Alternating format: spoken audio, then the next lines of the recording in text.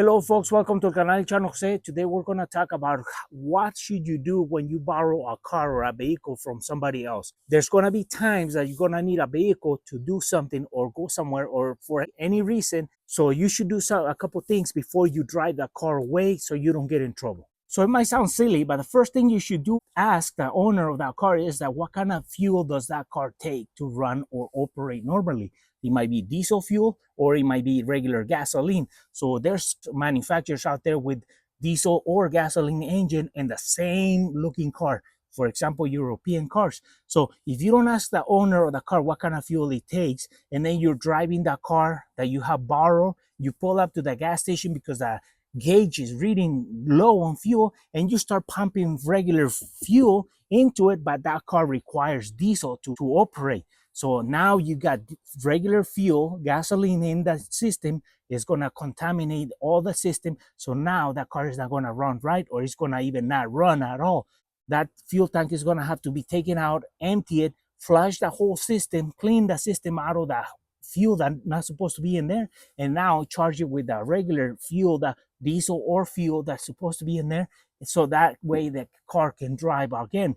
But if you add the wrong fuel on it, it's going to be an expense that you didn't even plan. So it's going to cost you money just for not asking the simple question. It sounds silly. Ask the owner so they tell you it's diesel or regular gasoline. Another thing that you should do or ask the owner is about if that car has a trick or anything that you should know about it before you start driving it, especially for the older cars that you might be trying to open the door with a key and it doesn't open and it doesn't open. So if you ask the owner, they might tell you that there's a trick to it or even turning on the car. So before you start actually getting stuck in a place or breaking a key off or something else, ask the owner of the car if there's any specific thing that you should know about this car before you start driving it. That way it can save you time and maybe even a lot of money. One thing that I do, I pop the hood of that car that I'm borrowing and I check the level of the fluid for the coolant. Because if the owner doesn't know how high or low that coolant is, I want to know if that coolant needs to be filled up before I start driving it. I don't want to be at fault that it overheated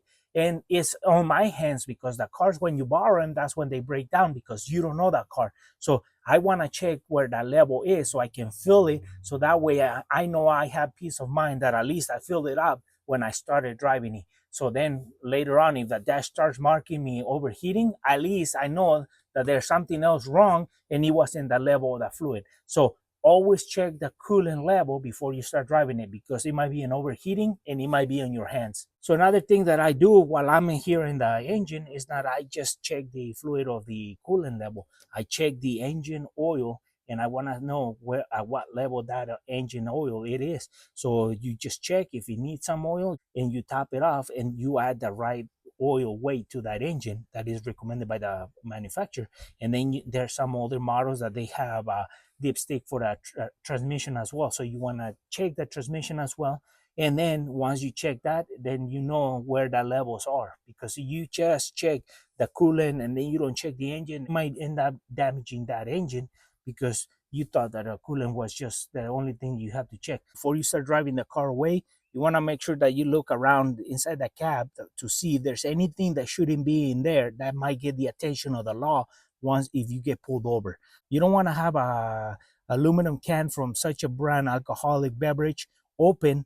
So that'll be an open container in the side of the cab. So if something else doesn't look right, or it might get the attention of the law in case you get pulled over, if it doesn't seem right, just tell the owner, hey, can I take this out of the car while I drive it? And then once I bring it back, you can just throw it back in there.